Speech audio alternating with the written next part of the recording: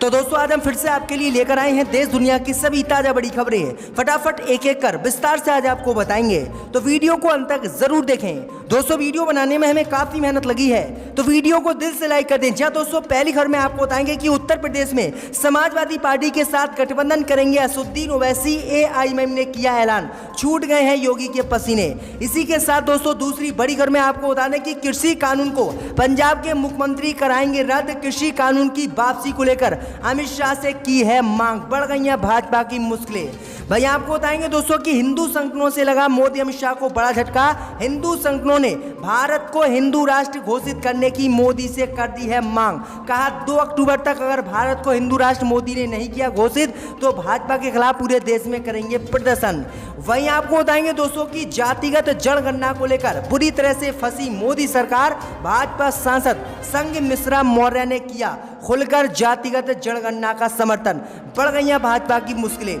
भाई आपको बताएंगे दोस्तों कि दिल्ली के मुख्य सचिव से पिटाई करने के मामले में बरी हुए केजरीवाल। कहा मोदी अमित शाह मांगे अब मुझसे माफी, लगाए थे हम पर झूठे आरोप। भाई आपको बताएंगे दोस्तों कि कर्नाटक में भाजपा को लगने वाला है बड़ा झटका। कर्नाटक की नई सरकार में 2 मंत्रियों ने बीजेपी से नाराज होकर मंत्री पद से दिया इस्तीफा। छूट गए हैं भाजपा के पसीने, कभी भी गिर सकती है कर्नाटक में बीजेपी सरकार। तो सभी खबरों को आपको बताने वाले हैं दोस्तों, वीडियो को लाइक कर दे। इसी बीच पर तो दोस्तों अगली खबर की ओर, तो उत्तर प्रदेश में समाजवादी पार्टी के साथ गठबंधन करेंगे ओवैसी। एआईएमएम ने किया ऐलान। जी हां दोस्तों आपको बता दें, ये बड़ी खबर सामने निकल कर आई दोस्तों कि उत्तर प्रदेश विधानसभा चुनाव लड़ने का असदुद्दीन ओवैसी ने ऐलान कर दिया। इसी बीच असदुद्दीन ओवैसी ने ओम प्रकाश राजभर की पार्टी के साथ गठबंधन किया। अब गठबंधन को लेकर ही असदुद्दीन ओवैसी ने आज बड़ा बयान दिया है। असदुद्दीन ओवैसी ने आज ऐलान किया है कि उत्तर प्रदेश में वह समाजवादी पार्टी के साथ गठबंधन आने वाले समय में कर सकते हैं।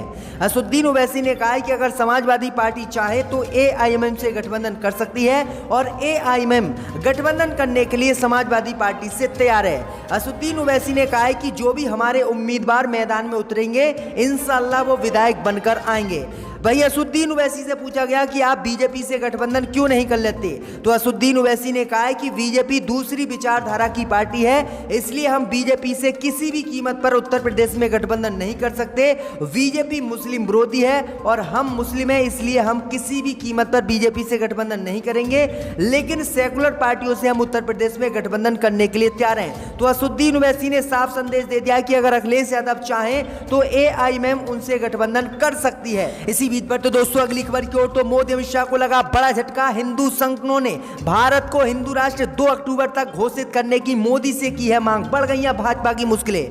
जी दोस्तों आपको बता दें कि भारत को एक बार फिर से हिंदू राष्ट्र घोषित करने की मांग देश में उठ गई है। भैया आपको बता दें कि अंतर्राष्ट्रीय हिंदू महासंघ और देश के हिंदू संगठनों ने प्रधानमंत्री मोदी से एक बड़ी मांग की है। हिंदू संगठन और बाबाओं ने मांग की है कि प्रधानमंत्री नरेंद्र मोदी भारत को हिंदू राष्ट्र घोषित करें। उन्होंने कहा है कि अगर 2 अक्टूबर तक भारत को हिंदू राष्ट्र घोषित नहीं किया गया तो वह सरयू नदी में जल समाधि ले लेंगे। उन्होंने कहा है कि भारत में हिंदुओं की सबसे ज्यादा दुर्दशा इस समय हो रही है और भारत में हिंदू सबसे ज्यादा है, इसलिए भारत को तत्काल मोदी अमित शाह हिंदू राष्ट्र घोषित करें, नहीं तो हम मोदी अमित शाह के खिलाफ धरना देंगे और जल समाधि ले लेंगे। तो ये बड़ी अपडेट आई दोस्तों कि एक बार फिर से देश में हिंदू राष्ट्र की मांग उठ गई है। इसी बीच पर तो दोस्तों अगली खबर की ओर, तो पंजाब के मुख्यमंत्री अमित शाह से रद्द कराएंगे कृषि कानून। आज की है बैठक। जी दोस्तों आपको बता दें, ये बड़ी खबर सामने निकल कर आई दोस्तों कि कृषि कानून को लेकर पिछले 8 महीने से दिल्ली की सीमाओं पर किसानों का आंदोलन जारी है। किसान लगातार मोदी सरकार के नए कृषि कानूनों को रद्द करने की मांग कर रहे हैं, लेकिन मोदी सरकार उन कानूनों को रद्द करने के लिए तैयार नहीं है। इस बीच खबर सामने निकल कर आई दोस्तों कि आज पंजाब के मुख्यमंत्री कैप्टन अमरिंदर सिंह ने गृह मंत्री अमित शाह से मुलाकात की है और इस मुलाकात में उन्होंने तीनों नए कृषि कानूनों को गृह मंत्री अमित शाह से रद्द करने की मांग की है।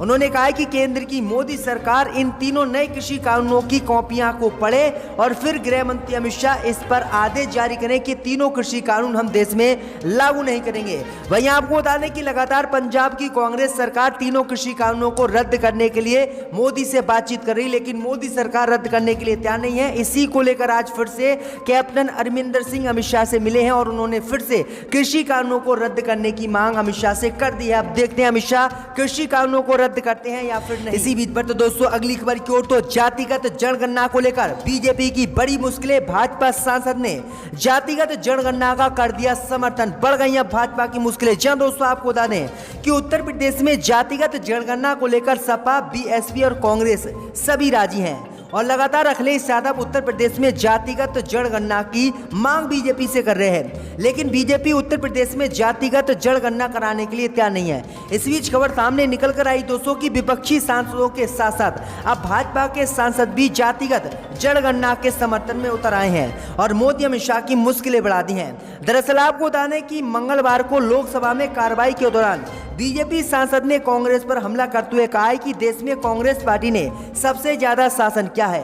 कांग्रेस सरकार के राज में देश के हर राज्य में पशुओं की भी जनगणना की गई, लेकिन पिछड़ा वर्ग के लोगों की गिनती कभी नहीं की गई, क्योंकि कांग्रेस को कभी इसी वर्ग की चिंता नहीं रही। उन्होंने कहा कि हम मांग करते हैं कि मोदी सरकार पूरे देश में और उत्तर प्रदेश में जातिगत जनगणना कराए, जिसके बाद भाजपा की मुश्किलें बढ़ गई, क्योंकि बीजेपी जातिगत जनगणना का विरोध कर रही है और इसे कराने के लिए तैयार नहीं है, जबकि विपक्षी नेता लगातार इसकी मांग कर रहे हैं। तो भाजपा को अब झटका भाजपा के सांसद ने ही आज दे दिया है। इसी बीच पर तो दोस्तों अगली खबर की ओर, तो जम्मू कश्मीर को लेकर कांग्रेस ने मोदी सरकार के सामने रखी दो शर्त। कहा नौकरी और जमीन बाहर के लोग जम्मू कश्मीर में ना ले सके। जी दोस्तों, आपको बता दें कि कांग्रेस के वरिष्ठ नेता गुलाम नबी आजाद ने कहा है कि प्रधानमंत्री मोदी के साथ दिल्ली में हुई सर्वदलीय बैठक के बाद उम्मीद है कि जो प्रधानमंत्री मोदी ने वादे किए थे और 5 मांगे जो हमारी तरफ से रखी गई थी, उसे प्रधानमंत्री मोदी ने बैठक में मान लिया था और कहा था कि हम जल्दी इसमें चुनाव कराएंगे और पूर्ण राज्य का दर्जा भी देंगे। इसी के साथ अब कांग्रेस पार्टी ने बड़ी मांग एक और प्रधानमंत्री मोदी से कर दी है। कांग्रेस पार्टी के बड़े नेता गुलाम नबी आजाद ने केंद्र की मोदी सरकार से मांग की है कि केंद्र की मोदी सरकार जम्मू कश्मीर के लोगों की 2 शर्तों को और माने। केंद्र की मोदी सरकार से जम्मू कश्मीर के नेताओं ने कहा है कि जम्मू कश्मीर में ऐसा कानून मोदी सरकार लागू करे कि बाहर से आए लोग ना तो जम्मू कश्मीर में नौकरी ले सके और ना ही बाहर से आए लोग यहां पर जमीन खरीद सकें, क्योंकि जब से जम्मू कश्मीर में अनुच्छेद 370 हटा है तब से वहां पर कोई भी व्यक्ति जमीन खरीद सकता है और इस पर रोक लगाने की अब कांग्रेस नेताओं ने जम्मू कश्मीर के मांग कर दी। अब देखते हैं मोदी अमित शाह इस पर रोक लगाते हैं या फिर नहीं। इसी बीच पर तो दोस्तों अगली खबर की ओर, तो मोदी की उज्जवल स्कीम पर भड़की प्रियंका गांधी। कहा धूल खा रहे हैं, गरीबों को मिले 90% सिलेंडर। जी दोस्तों, आपको बता दें कि कांग्रेस महासचिव प्रियंका गांधी वाड्रा ने केंद्र की मोदी सरकार पर उज्जवल योजना को लेकर आज निशाना साधा। प्रियंका गांधी ने दावा किया है कि इस स्कीम के तहत जो भी गरीब परिवारों को मोदी ने सिलेंडर दिए थे, उनमें से 90% सिलेंडर आज धूल खा रहे हैं और उन्हें भरवाने के लिए गरीबों के पास पैसा नहीं है। दरअसल आपको बता दें कि प्रधानमंत्री मोदी ने उज्जवल योजना 2.0 का शिलान्यास किया है और फिर से मोदी सरकार उत्तर प्रदेश में उज्जवल योजना स्कीम के तहत फ्री सिलेंडर, फ्री चूल्हा और फ्री गैस एक बार दे रही है। इसी पर प्रियंका गांधी ने निशाना साधा। प्रियंका गांधी ने कहा है कि जो गरीबों को मोदी सरकार ने सिलेंडर दिया था, उसमें से 90% सिलेंडर गरीबों के पास हैं और जो गल रहे हैं, सड़ रहे हैं, धूल उन्हें खा रही है, क्योंकि उनके पास पैसा नहीं है भरवाने के लिए। मोदी ने सिलेंडर तो फ्री में दे दिया, लेकिन गैस के दाम भी दुगने कर दिए। प्रियंका गांधी ने कहा है कि हमारी सरकार में 350 से 400 रुपए में सिलेंडर भरा जाता था, लेकिन मोदी सरकार में आज 900 से 1000 रुपए में वही सिलेंडर भरा जाता है। गरीब व्यक्ति कहां से इसे भरवाए? तो प्रियंका गांधी ने यह बड़ा हमला मोदी पर बोला है। इसी बीच पर तो दोस्तों अगली खबर की ओर, तो दिल्ली में मोदी अमित शाह को लगा बड़ा झटका। दिल्ली के मुख्य सचिव की पिटाई मामले में केजरीवाल और सिसोदिया को मिली जमानत। बोले मोदी मांगे माफी। जी दोस्तों, आपको बता दें यह बड़ी खबर सामने निकल कर आई दोस्तों कि दिल्ली में मुख्य सचिव के पिटाई मामले में केंद्र की मोदी सरकार को आज बड़ा झटका लगा है। दरअसल आपको बता दें कि दिल्ली की एक अदालत ने दिल्ली के तत्कालीन मुख्य सचिव अंशु प्रकाश के साथ मारपीट करने के आरोप में मुख्यमंत्री अरविंद केजरीवाल, उप मुख्यमंत्री मनीष सिसोदिया और 9 अन्य जो है विधायकों को बरी आज कर दिया है। हालांकि कोर्ट ने इस मामले में आम आदमी पार्टी के 2 विधायकों अमातुल्ला खान और प्रकाश जरवाल को आरोपों से मुक्त नहीं किया है। दरअसल आपको बता दें कि फरवरी 2018 में तत्कालीन दिल्ली के मुख्य सचिव अंशु प्रकाश ने मुख्यमंत्री और आम आदमी पार्टी के विधायकों पर सीएम आवास में मारपीट का आरोप लगाया था और ये आरोप जो है साबित वो नहीं कर पाए कोर्ट में, जिससे कि दिल्ली कोर्ट ने केजरीवाल को जमानत दे दी और मनीष सिसोदिया को भी जमानत दे दी। जिसके बाद मनीष सिसोदिया ने प्रधानमंत्री मोदी से माफी मांगने की मांग कर दी। उन्होंने कहा कि प्रधानमंत्री मोदी ने हम पर ये आरोप लगाए थे कि इन्होंने पिटाई की है। तो ये बड़ी अपडेट आ रही दोस्तों। इसी बीच पर तो दोस्तों अगली खबर की ओर, तो त्रिपुरा में ममता के भतीजे अभिषेक बनर्जी सहित 5 टीएमसी नेताओं के खिलाफ भाजपा ने दर्ज कराई एफआईआर। जी दोस्तों, आपको बता दें कि पश्चिम बंगाल का बदला अब भाजपा त्रिपुरा में टीएमसी के नेता और कार्यकर्ताओं से ले रही है। इस बीच खबर सामने निकल कर आई दोस्तों कि पश्चिम बंगाल के बाद त्रिपुरा बीजेपी और टीएमसी के रण का क्षेत्र बनता आ रहा है।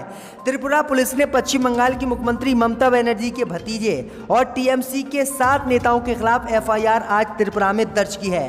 अभिषेक पर पुलिस की ड्यूटी में बाधा डालने का आरोप लगा है। खोबई थाने के ओसी मनोरंजन देव वर्मा ने अभिषेक समेत 5 लोग के खिलाफ ये शिकायत दर्ज करवाई है। इसमें टीएमसी सांसद डोला सेन, कुणाल घोष, मंत्री ब्रत्य बसु और सुबुल भौमिक और प्रकाश चंद्र दास के नाम शामिल हैं। तो ये बड़ी अपडेट आई दोस्तों कि जिस तरह से पश्चिम बंगाल में ममता बनर्जी ने भाजपा नेताओं पर लट्ठे डंडे चलवाए थे, उसी का बदला भाजपा जो है यहाँ पर ले रही है। इसी बीच पर तो दोस्तों अगली खबर की ओर, तो कर्नाटक में गिर सकती है बीजेपी सरकार, नए मुख्यमंत्री से 2 मंत्री हुए नाराज, दे दिया इस्तीफा, भाजपा खेमे में हलचल। जी दोस्तों, आपको बता दें कि कर्नाटक में भाजपा की मुश्किलें कम होने का नाम नहीं ले रही है।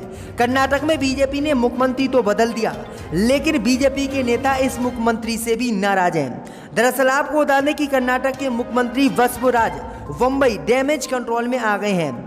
वहीं आपको बता दें कि भाजपा के 2 कैबिनेट मंत्री आनंद सिंह और एमटीवी नागराज ने अपने पदों से आज इस्तीफा दे दिया है। आनंद सिंह और नागराज को उनकी इच्छा के विरुद्ध क्रमशः पर्यटन और नगर प्रशासन मंत्रालय दिया गया था। पार्टी के अंदरूनी सूत्रों ने बताया है कि इसी के चलते उन्होंने इस्तीफा दे दिया है, जिसके बाद कर्नाटक में भाजपा संकट में एक बार फिर से आ गई और कर्नाटक में ये मंत्री सरकार को गिरा सकते हैं और कांग्रेस की सरकार कर्नाटक में बन सकती है। तो ये बड़ी अपडेट आई दोस्तों कि भाजपा खेमे में हलचल कर्नाटक में मच गई है, बुरी तरह से भाजपा फंस गई है। इसी बीच पर तो दोस्तों अगली खबर की ओर, तो भाजपा विधायक ने छवि खराब करने का आरोप संजय सिंह पर लगाया, दर्ज कराई एफआईआर। जी दोस्तों, आपको बता दें कि आम आदमी पार्टी के राज्यसभा सदस्य संजय सिंह पर बीजेपी के एक विधायक ने अपनी छवि खराब करने का आरोप लगाते हुए एक एफआईआर दर्ज आम आदमी पार्टी के राज्यसभा सांसद संजय सिंह पर यूपी में दर्ज करा दी है।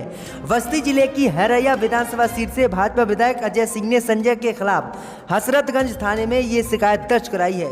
पुलिस में दर्ज शिकायत के अनुसार अजय सिंह ने आरोप लगाया कि आप सांसद ने एक प्रेस कॉन्फ्रेंस के दौरान यूपी जल शक्ति मंत्रालय से संबंधित 30,000 करोड़ रुपए के कथित घोटाले के संबंध में गलत तरीके से उनका नाम का इस्तेमाल किया। उन्होंने कहा कि इसी को लेकर मैंने उनके ऊपर एफआईआर दर्ज की है, क्योंकि जो उन्होंने घोटाले के आरोप लगाए हैं उनके ना तो पास सबूत हैं और ना ही कुछ ऐसा प्रदेश में हुआ है। तो ये बड़ी अपडेट आई दोस्तों कि जो भाजपा के खिलाफ उत्तर प्रदेश में बोला है उसको जेल में बीजेपी डलवाना शुरू कर चुकी है। इसी बीच पर तो दोस्तों अगली खबर की ओर, तो सहारनपुर में बसपा ने किया दावा, कहा बीजेपी के साथ नहीं है ब्रह्मांड, रोको और ठोको की नीति नहीं चलेगी यूपी में। जी दोस्तों, आपको बता दें कि सहारनपुर में बसपा के राष्ट्रीय महासचिव सतीश चंद्र मिश्रा ने भाजपा सरकार पर जमकर निशाना साधा। उन्होंने कहा है कि जो वादे किए वह भाजपा ने पूरे नहीं किए।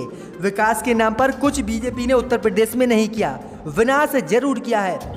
उन्होंने कहा कि 2017 में रायबरेली में 5 ब्रह्मांडों को मरवा भाजपा ने दिया, उनकी झोपड़ी जला दी। कहा कि भाजपा रोको और ठोको की नीति पर काम कर रही है, इसलिए अब रोको और ठोको की नीति उत्तर प्रदेश में नहीं चलेगी और हम उत्तर प्रदेश में भाजपा को धूल चटाएंगे और सरकार बसपा की बनाएंगे। तो ये बड़ा ऐलान जो है उन्होंने कर दिया। आप देखते हैं कि कौन कौन पार्टी उनका साथ देती है।